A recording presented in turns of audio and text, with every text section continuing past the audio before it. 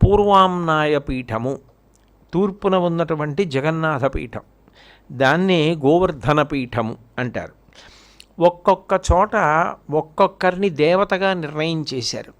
అక్కడ సహజంగా ఆ తూర్పున జగన్నాథ స్వామివారి యొక్క వైభవం ప్రకాశించేటటువంటి క్షేత్రం కాబట్టి దేవతగా జగన్నాథ పురుషోత్తమ శక్తిని నిర్ణయం చేశారు. అట్లాగే అక్కడ ప్రతి చోట కూడా ఒక నది కానీ ఒక నీటి సంబంధమైన విషయం కానీ ఉంటుంది. తూర్పున ఈ గోవర్ధన పీఠం దగ్గర మహోదధి అంటే బంగాళాఖాతం, మహాసముద్రం ఉంటుంది. అట్లాగే మొట్టమొదట పూర్వాంనాయ పీఠానికి హస్తామలకాచార్యుల వారు, శంకరాచార్యుల వారి దగ్గర ఉండేటటువంటి నలుగురు శిష్యులలో సురేశ్వరాచార్యుల వారు, తోటకాచార్యుల వారు, పద్మపాదాచార్యుల వారు, హస్తామలకాచార్యుల వారు. హస్తామలకాచార్యుల వారిని గోవర్ధన పీఠానికి పీఠాధిపతిగా నియామకం చేశారు.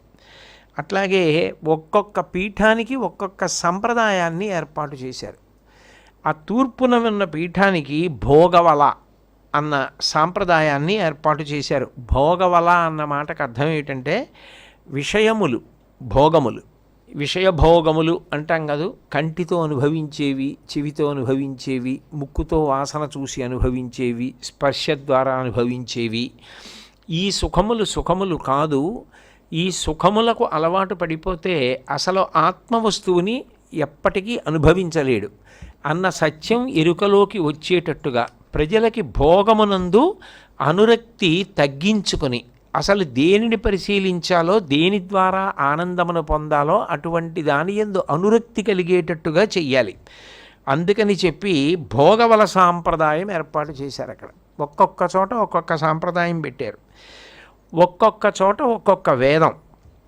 అందుకే తూర్పున ఉన్నటువంటి ఆ గోవర్ధన పీఠంలో ఋగ్వేదం ఆమ్నాయం. అట్లాగే ఒక్కొక్కరు ఒక్కొక్క మహావాక్యాన్ని పరిశీలనం చేస్తూ ఉండాలి. ఒక్కొక్క పీఠం ఒక్కొక్క మహావాక్యం. వేదాంతములు అంటాం కదా, ఉపనిషత్తుల యందు ప్రతిపాదింపబడినటువంటి మహావాక్యములు. అంటే వాటిని పరిశీలనం బాగా చేసినట్టయితే ఆత్మ అనుభవంలోకి వస్తుంది.